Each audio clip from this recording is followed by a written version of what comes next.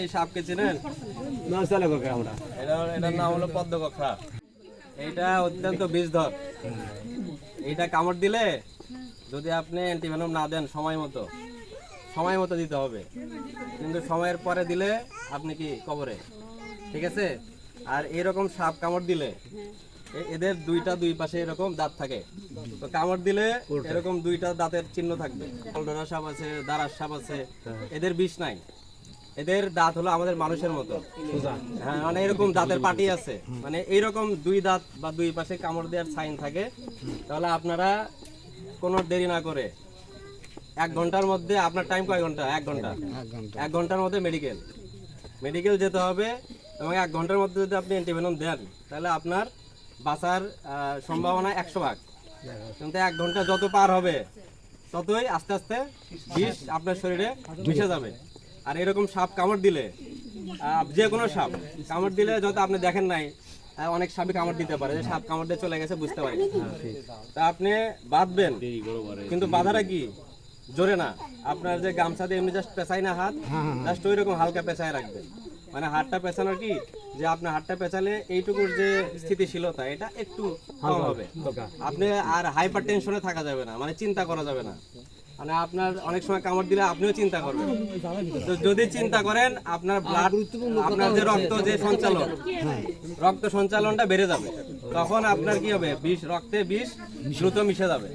তো এই জন্য আপনার শান্ত থাকতে হবে, এবং যত দ্রুত সম্ভব আমাদের বগুড়া মেডিকেলে অ্যান্টিভেনম আছে, উপজেলা সদর হাসপাতালেও আছে, কিন্তু অনেক জায়গায় অনেক সময় থাকে না। তা আপনারা কি করবেন, দ্রুত মেডিকেলে যাবেন। তো মেডিকেলে গেলে আপনাদের এই যে ট্রিটমেন্টটা পাবেন। আর এরকম সাপ আমাদের পরিবেশের জন্য খুবই উপকারী। এগুলো সাপ হলো যে আপনাদের এই যে দারাস সাপ আছে না, জলঢোরা সাপ আছে না, এই সাপগুলো এরা খায়। ব্যাং খায়, তারপরে আপনার ইঁদুর খায়। তো ইঁদুর খেয়ে আপনার ঘরেতে ইঁদুর দিয়ে ভরে যাইতো, ইঁদুর যে পরিমাণে বাড়ে। তা আপনার এই সাপগুলো যদি এগুলো না খায় তাহলে আপনার এগুলো বেড়ে যেত। তারা এই সাপের অত্যন্ত প্রয়োজন আছে আমাদের পরিবেশে।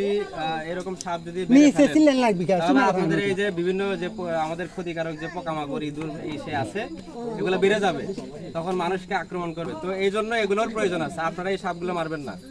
ঠিক আছে। আমরা আসছি কেন, এটার অবশ্যই গুরুত্ব আছে, এই জন্যই তো আসছি। তো আর আপনারা অনেকে এটা মারতে চান। আর এই যে একটা জাল দেখতেছেন, এই জালটা কিন্তু অবৈধ। এই জালটা আইনে অবৈধ, আইন আছে কিন্তু, তো আইনে অবৈধ। এইটা আর একটা কারেন্ট জাল। তো এই জালগুলা আপনারা কেন ইউজ করতেছেন? এগুলা হলো আমাদের যে পরিবেশ ধ্বংস করে, এই জন্য এগুলোকে আইনে অবৈধ ঘোষণা করা হয়েছে। তা আপনারা এই যে আইনে অবৈধ, এই যে পরিবেশ ধ্বংস করতেছে, এই যে আপনার পরিবেশের উপকারী প্রাণীকে মেরে ফেলতেছে, তো আপনারা এই জালগুলো ইউজ করবেন না। এগুলো আপনাদের এবার আমরা বলে গেলাম, সচেতন করে গেলাম সরকারের পক্ষ থেকে এসে, তা আপনারা নেক্সট টাইম এগুলো করবেন না। আর কারখানা তো অনেক জায়গায় বন্ধ করে দিছে, তো এগুলো অনেক চুরি স্বেচ্ছামিকের অনেকে অনেকভাবে করতেছে। প্রশাসনেরও গুরুত্ব কম আছে, প্রশাসন অনেক সময় গুরুত্ব দেয় না, নজরদারি করে না, কড়া পদক্ষেপ নেয় না, তো এগুলো প্রশাসনেরও অবহেলা আছে। তবে আমাদের যারা মানুষ, আমাদের প্রয়োজনে আমাদেরই সচেতন হতে হবে।